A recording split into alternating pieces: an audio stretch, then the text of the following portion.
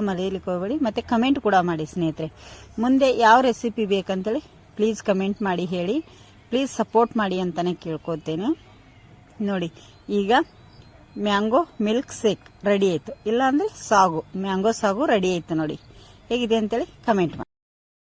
Hi, welcome back to YouTube channel. ಹೇಗಿದ್ರೆ ಎಲ್ಲರೂ ಚೆನ್ನಾಗಿದ್ದೀರ ಸ್ನೇಹಿತರೆ? ನಾವು ಸಹ ಚೆನ್ನಾಗಿದ್ದೆ. ನೋಡಿ ಬನ್ನಿ, ಈಗ ಬೆಳಗ್ಗೆ ಕೆಲಸಕ್ಕೆ ಹೋಗಿ ಬಂದು ಈಗ ಸ್ವಲ್ಪ ಇದನ್ನು ಮಾಡ್ತಾಯಿದ್ದೀನಿ. ಇಲ್ಲಿ ಕೆಲಸ ಏನಂತಂದರೆ, ಬನ್ನಿ, ನಾನು ಊರಿಗೆ ಹೋದಾಗ ಫ್ರಿಜ್ಜಲ್ಲಿ ಎಲ್ಲ ಇಟ್ಟು ಹೋಗಿದ್ದೆ ಸ್ನೇಹಿತರೆ. ಧನುಷ್ ಒಬ್ಬನೇ ಇದ್ದಲ್ಲ, ಸಾಂಬಾರು ಅದು ಮಾಡಿಟ್ಟು ಹೋಗಿನಿ. ನೋಡಿ, ಮೇಲ್ಗಡೆ ಕಾಣೆದಾಗ ಸಾಂಬಾರು ಚೆಲ್ಲಿಬಿಟ್ಟಿದ್ದಾನೆ, ಎಲ್ಲ ಕೆಳಗಡೆ ಎಲ್ಲ ಬಂದುಬಿಟ್ಟಿದೆ.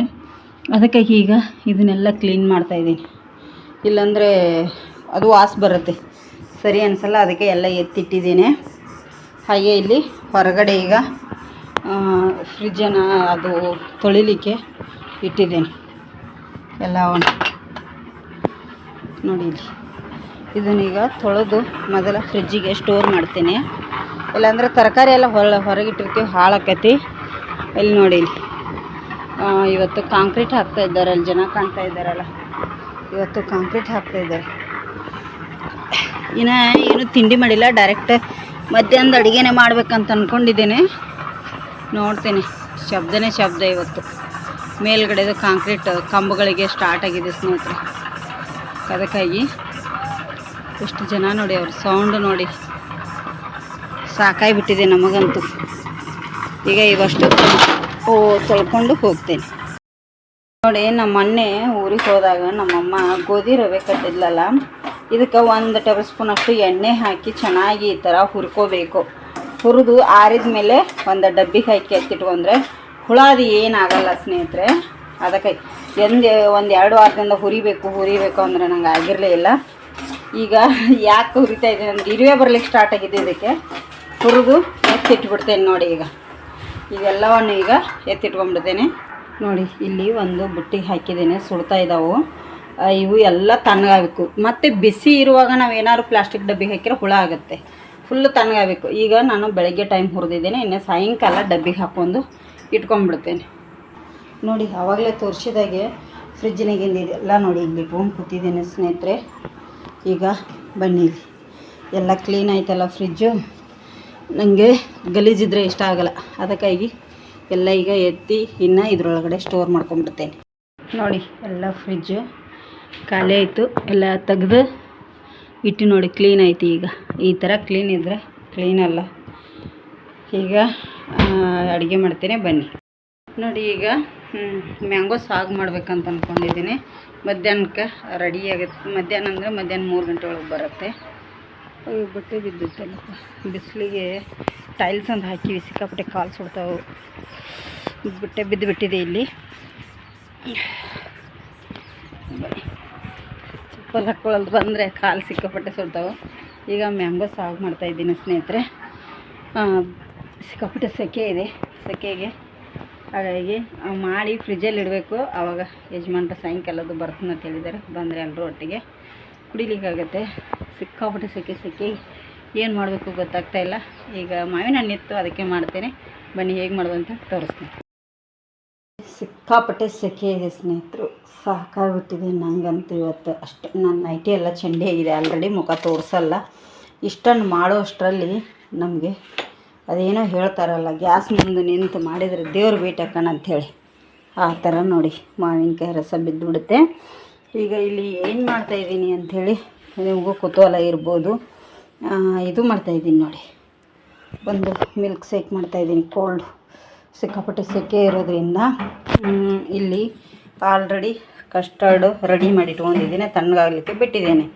ಇಲ್ಲಿ ಮಾವಿನ ಹಣ್ಣು ಸಣ್ಣದಾಗಿ ಕಟ್ ಮಾಡಿದ್ದೇನೆ, ಇದು ದೊಡ್ಡ ಪೀಸ್ ಮಿಕ್ಸಿ ಮಾಡ್ಕೋಬೇಕು. ಹಾಗೆ ಇಲ್ಲಿ ಸಬ್ಬಕ್ಕಿ ಕೂಡ ಇದನ್ನು ಮಾಡಿ ಇಟ್ಕೊಂಡಿದ್ದೀನಿ. 9L ಸಬ್ಬಕ್ಕಿ ಇದ್ದರೆ ಇನ್ನೂ ಒಳ್ಳೆಯದು, 9L ಇಲ್ಲ ನನ್ನ ಹತ್ರ, ಇದನ್ನೇ ತೊಗೊಂಡಿದ್ದೇನೆ. ಹಾಗೆ ಇಲ್ಲಿ ಇದಕ್ಕೆ ಏನಂತ ಕರೀತಾರೆ ಗೊತ್ತಿಲ್ಲ, ನಾವು ಮಾತ್ರ ತಂಪು ಬೀಜ ಅಂತೀವಿ, ಕಾಮಕಸ್ತೂರಿ ಬೀಜ ಅಂತ ಹೇಳ್ತೀವಿ.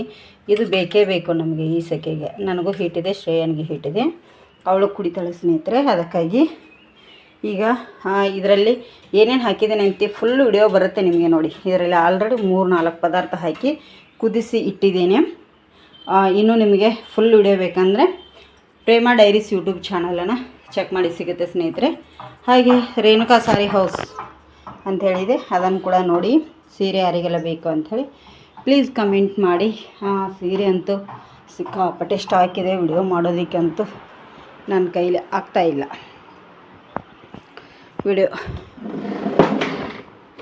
ತಾಯಿ ಮನೆಗೆ ಹೋದರೆ ಏನೆಲ್ಲ ಸಿಗುತ್ತೆಲ್ಲ ಸ್ನೇಹಿತರೆ. ತಾಯಿ ಎಲ್ಲ ಥರ ಮಕ್ಕಳಿಗೋಸ್ಕರ ಬಚ್ಚಿಟ್ಟು ಕೊಡ್ತಿರ್ತಾಳೆ. ನನ್ನಮ್ಮ ನೋಡಿ ನನಗೆ ಏನೆಲ್ಲ ಕೊಟ್ಟಿದ್ದಾರೆ ಹಾಗೆ ಇಟ್ಬಿಟ್ಟಿದ್ದೇನೆ. ಇಲ್ಲಿ ಕೆಂಪು ಬಟಗಾಡ್ಲಿ ಈ ಕಡೆ ಸಿಗಲ್ಲ. ಹಾಗೆ ಇಲ್ಲಿ ಮಸಾಲೆ ಶೇಂಗಾ, ಇಲ್ಲಿ ಉಪ್ಪಿನ ಶೇಂಗಾ, ಹಾಗೆ ಇನ್ನೊಂದು ಏನೇನೋ ಕೊಟ್ಟಿದ್ದಾರೆ. ಆಚೆ ಕಡೆಗೆ ಉಪ್ಪಿನ ಶೇಂಗಾ ಇದೆ, ಏನೇನೋ ಇದೆ. ಇಲ್ಲಿ ಹುರ್ಕಡ್ಲೆ ಇದೆ, ಇದು ಸೋನಾ ಪಪ್ಪಡಿ, ಇದು ಸೇವು, ಹಾಗೆ ಕರ್ಚಿಕಾಯಿ ಕೊಟ್ಟಿದ್ದಾರೆ ನೋಡಿ. ತಾಯಿ ಮನೆಗೆ ಹೋದರೆ ಈ ಥರ ಆಗುತ್ತೆ, ಸಿಗುತ್ತೆ, ಏನೇನೆಲ್ಲ ಸಿಗುತ್ತೆ ನೋಡಿ. ಈಗ ಸೀರೆಗಳಂತೂ ಸ್ಟಾಕ್ ಅದಾವು, ವಿಡಿಯೋ ಮಾಡಬೇಕು. ಫುಲ್ಲು ಸ್ಟಾಕ್ ಬಂದಿದೆ. ಈಗ ನನಗೆ ಸಾರಿ ಬೇಕಾಗಿದೆ. ಇನ್ನೂ ಸಾರಿ ಖಾಲಿ ಐತಿ, ಎಲ್ಲ ಸಾರಿ. ಮೊನ್ನೆ ಹೇಳಿದಾಗೆ ಇದು ಒಂದು ಸಾರಿ ಉಳಿದಿರೋದು. ಈಗ ಸಾರಿ ಬೇಕಾಗಿದೆ, ಸಾರಿ ತರಿಸ್ಬೇಕು. ಆದರೆ ಸೀರೆ ತೊಗೊಂಡವರು ಅಮೌಂಟ್ ಟ್ರಾನ್ಸ್ಫರ್ ಮಾಡಿಲ್ಲ, ಬೇರೆಯವರು ತೊಗೊಂಡಿಲ್ಲ. ನಮ್ಗೆ ಪರಿಚಯ ಇರೋರು ತೊಗೊಂಡಿದ್ದಾರೆ, ಆದರೆ ನನಗೆ ಪರಿಚಯ ಇಲ್ಲ.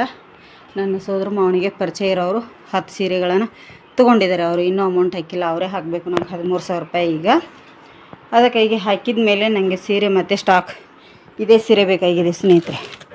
ಮತ್ತು ಇವೇ ಸೀರೆ ಬೇಕಾಗಿದೆ. ಇದೇ ಸೀರೆ ತರಿಸ್ಲಿಕ್ಕೆ ಇದನ್ನು ಮಾಡ್ತೀನಿ. ಇಲ್ಲಿ ಬಂದು ನೋಡಿ, ಇವ್ರು ಕತ್ಲೆಯಲ್ಲಿ ಕೂತಿದ್ದಾರೆ, ಬಿಸಿಲು ಬರ್ತಾಯಿದೆ. ಲೈಟ್ ಹಾಕೊಂಡು ಕೂತ್ಕೋಬೋದಿತ್ತು ತಾನೆ. ಅಷ್ಟೇ.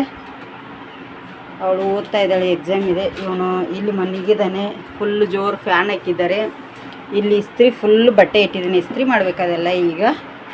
ಹಾಗಾಗಿ ಅವಳಿಗೆ ಲೈಟ್ ಹಾಕಿದರೆ ಸೆಕೆ ಆಗ್ತಾಯಿದೆ ಅಂತೆ, ಅದಕ್ಕಾಗಿ ಲೈಟ್ ಹಾಕಿಲ್ಲ ಅವಳಿಗೆ.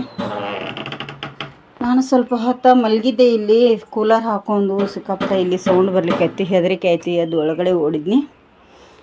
ಸಿಕ್ಕಾಪಟ್ಟೆ ಸೆಕೆ ಇರೋದ್ರಿಂದ ಒಂದು ಸ್ವಲ್ಪ ಮ್ಯಾಂಗೋ ಮಿಲ್ಕ್ ಶೇಕ್ ಏನಾದರೂ ಮಾಡ್ಕೊಂಡು ತಂಪು ಅಂಥೇಳಿ ಇದನ್ನು ಮಾಡ್ತಾಯಿದ್ದೀನಿ ಸ್ನೇಹಿತರೆ. ಇದನ್ನು ಮಾಡಿದ ಮೇಲೆ ನಿಮಗೆ ತೋರಿಸ್ತೀನಿ ಹೇಗೆ ಬಂದಿದೆ ಅಂಥೇಳಿ.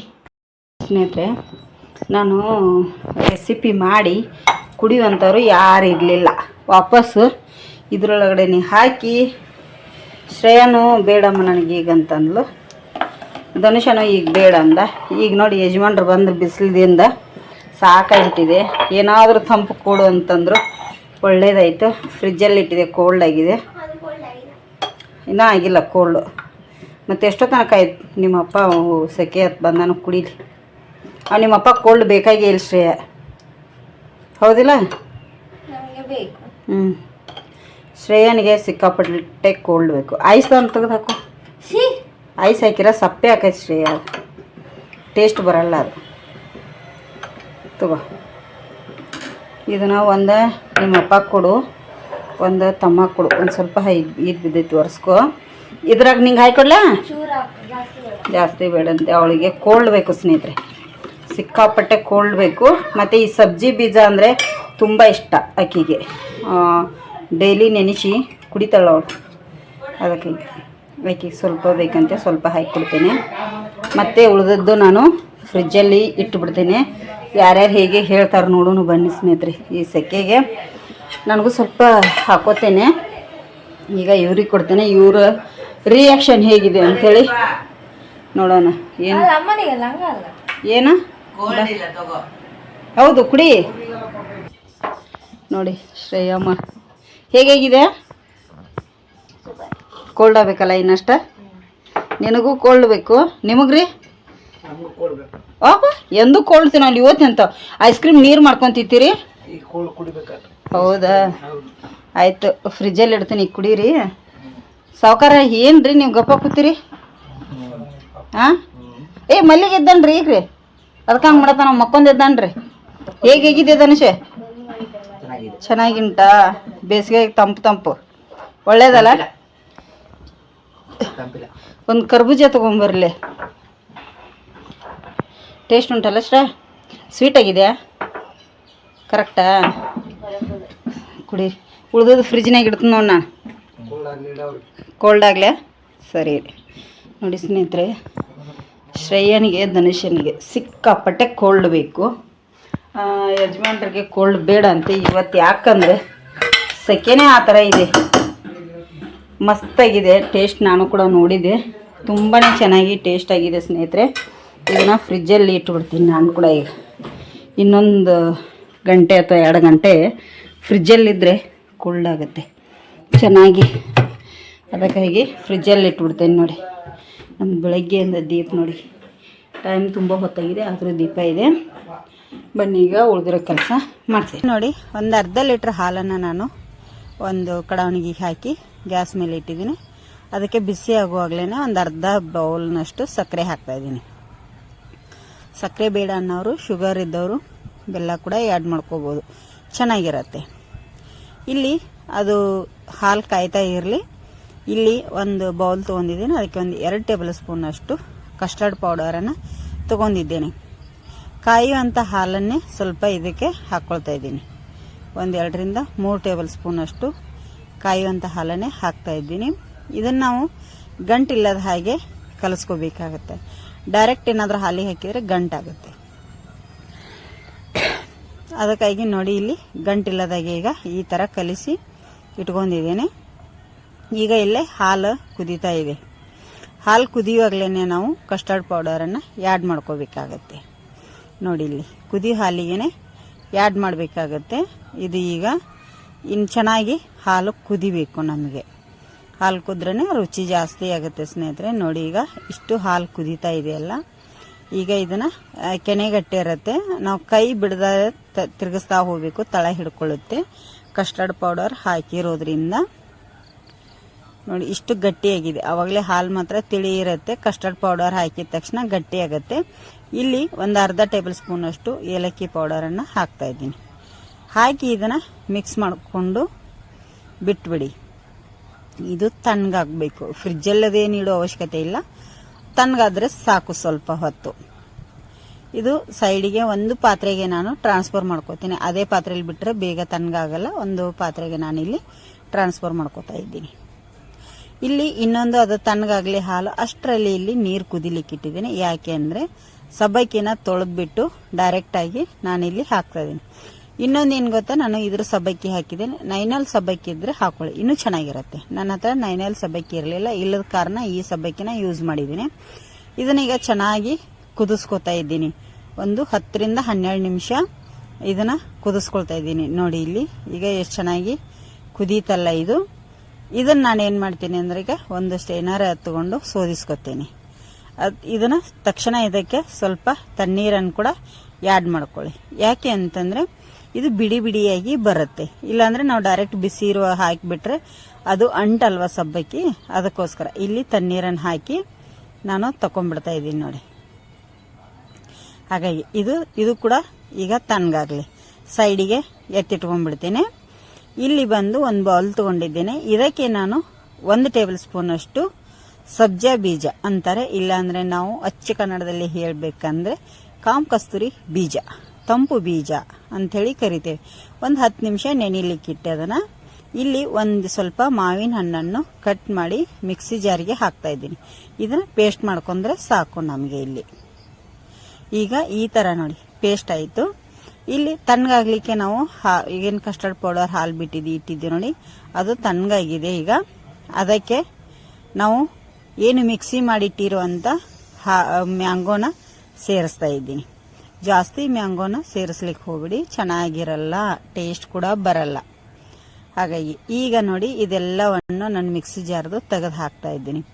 ಹಾಗೆ ಇದಕ್ಕೆ ನಾವು ಏನೋ ಇದನ್ನ ಇಟ್ಟಿದ್ದೀವಿ ನೋಡಿ, ಅವಾಗಲೇ ಎತ್ತಿ ಸಬ್ಬಕ್ಕಿ ಅದನ್ನು ಕೂಡ ಹಾಕ್ತಾ ಇದ್ದೀನಿ. ಇದಕ್ಕೆ ಸಬ್ಬಕ್ಕಿ ನೋಡ್ಕೊಂಡು ಹಾಕೊಳ್ಳಿ, ಜಾಸ್ತಿ ಹಾಕ್ಲಿಕ್ಕೆ ಹೋಗಬೇಡಿ, ಚೆನ್ನಾಗಿರಲ್ಲ. ಅದು ಕೂಡ ಮೀಡಿಯಮಲ್ಲಿ ಇರುತ್ತೆ. ನಾನು ಇಲ್ಲಿ 1-2 ಟೇಬಲ್ ಸ್ಪೂನ್ ಅಷ್ಟು ಹಾಕಿದೆ. ಹಾಗೆ ಸಬ್ಜಾ ಬೀಜ ನೆನೆದಿತ್ತು. 10 ನಿಮಿಷ ಆದಮೇಲೆ ಈ ಹೀಟಿಗೆ ಈ ಸಿಕ್ಕಾಪಟ್ಟೆ ಬೆಸಿಗೆ ಇರೋದ್ರಿಂದ ಈಗ ಅದು ತಂಪು ಬೀಜ ತುಂಬಾನೇ ಒಳ್ಳೆಯದು ಆರೋಗ್ಯಕ್ಕೆ. ಇಲ್ಲಿ ಸಣ್ಣದಾಗಿ ಕಟ್ ಮಾಡಿಟ್ಟಿರುವಂಥ ಮಾವಿನ ಹಣ್ಣು ಕೂಡ ಹಾಕಿದೆ. ಈಗ ಇದನ್ನು ಮಿಕ್ಸ್ ಮಾಡ್ಕೊಂಡ್ಬಿಡ್ತೀನಿ ಚೆನ್ನಾಗಿ. ಈಗ ನೋಡಿ ಈಗ ಇದೆಲ್ಲ ಒಂದು ರೀತಿ ನಾವೀಗ ಚೆನ್ನಾಗಿ ಮಿಕ್ಸ್ ಮಾಡ್ಕೊಳ್ಳಿ. ಮಿಕ್ಸ್ ಮಾಡಿ ಇದ್ರ ಮೇಲೆ ಪ್ಲೇಟ್ ಆದರೆ ಏನಾದರೂ ಮುಚ್ಚಿಟ್ಟು 2 ರಿಂದ 3 ಗಂಟೆಗಳ ಕಾಲ ಫ್ರಿಜ್ಜಲ್ಲಿ ಇಡಬೇಕಾಗತ್ತೆ. ಬೆಳಗ್ಗೆ ಮಾಡಿದರೆ ಮಧ್ಯಾಹ್ನ ಸೆಕೆಗೆ ಒಳ್ಳೇದಾಗತ್ತೆ ಕುಡಿಲಿಕ್ಕೆ. ಇನ್ನು ಗಟ್ಟಿಯಾಗಿದ್ರೆ ನಿಮಗೆ ಸ್ವಲ್ಪ ಹಾಲನ್ನು ಬಿಸಿ ಮಾಡಿ ಹಾಕೋಬಹುದು, ಅಂದರೆ ಮುಂಚೆನೆ ಹಾಕೋಬಹುದು, ತಣ್ಣಗೆ ಹಾಲಲ್ಲ. ಈಗ ನಾನು ಇದನ್ನು 2 ರಿಂದ 3 ಗಂಟೆಗಳ ಕಾಲ ಫ್ರಿಜ್ಜಲ್ಲಿ ಇಡ್ತೇನೆ. ಫ್ರಿಜ್ಜಲ್ಲಿ ಇಟ್ಟ ನಂತರ ನಿಮಗೆ ತೋರಿಸ್ತೇನೆ. ಮತ್ತೆ ನೋಡಿ ಫ್ರಿಜ್ಜಲ್ಲಿ ಎತ್ತಿಟ್ಟಿದ್ದೆ, ಈಗ ವಾಪಸ್ ತೊಗೊಂಬಂದು ಸರ್ವ್ ಮಾಡಿ ತೋರಿಸ್ತೇನೆ ನಿಮಗೆ. ತುಂಬಾ ಚೆನ್ನಾಗಿ ಟೇಸ್ಟ್ ಮಾತ್ರ ಸೂಪರ್ ಆಗಿತ್ತು ಸ್ನೇಹಿತರೆ. ನನ್ನ ಮಕ್ಕಳಿಗಂತೂ ತುಂಬಾ ಖುಷಿ ಆಯಿತು. ಈ ಬೇಸಿಗೆಗೆ, ಎಂಥ ಬೇಸಿಗೆ ಅಂದರೆ ಸಿಕ್ಕಾಪಟ್ಟೆ ಬೇಸಿಗೆ ಇರೋ ಕಾರಣ ಈ ಥರ ತಂಪವಾಗಿರೋ ತಿನ್ನುವಂಥದ್ದು ಏನಾದರೂ ಬೇಕು ಅನಿಸುತ್ತೆ. ಮಕ್ಕಳಿಗೆ ಮಾಡಿಕೊಡಿ, ತುಂಬಾ ಇಷ್ಟ ಆಗುತ್ತೆ. ಮತ್ತು ನಿಮಗೂ ಕೂಡ ಇಷ್ಟ ಆಗುತ್ತೆ. ವಿಡಿಯೋ ಇಷ್ಟ ಆಗಿದ್ರೆ ಒಂದು ಲೈಕ್ ಮಾಡಿ, ಹಾಗೆ ಶೇರ್ ಮಾಡೋದನ್ನು ಕೂಡ ಮರೆಯಲಿಕ್ಕೆ ಹೋಗಬೇಡಿ. ಮತ್ತು ಕಮೆಂಟ್ ಕೂಡ ಮಾಡಿ ಸ್ನೇಹಿತರೆ. ಮುಂದೆ ಯಾವ ರೆಸಿಪಿ ಬೇಕಂತೇಳಿ ಪ್ಲೀಸ್ ಕಮೆಂಟ್ ಮಾಡಿ ಹೇಳಿ. ಪ್ಲೀಸ್ ಸಪೋರ್ಟ್ ಮಾಡಿ ಅಂತಲೇ ಕೇಳ್ಕೊತೇನೆ. ನೋಡಿ ಈಗ ಮ್ಯಾಂಗೋ ಮಿಲ್ಕ್ ಶೇಕ್ ರೆಡಿ ಆಯಿತು, ಇಲ್ಲಾಂದರೆ ಮ್ಯಾಂಗೋ ಸಾಗು ರೆಡಿ ಆಯಿತು. ನೋಡಿ ಹೇಗಿದೆ ಅಂತೇಳಿ ಕಮೆಂಟ್ ಮಾಡಿ.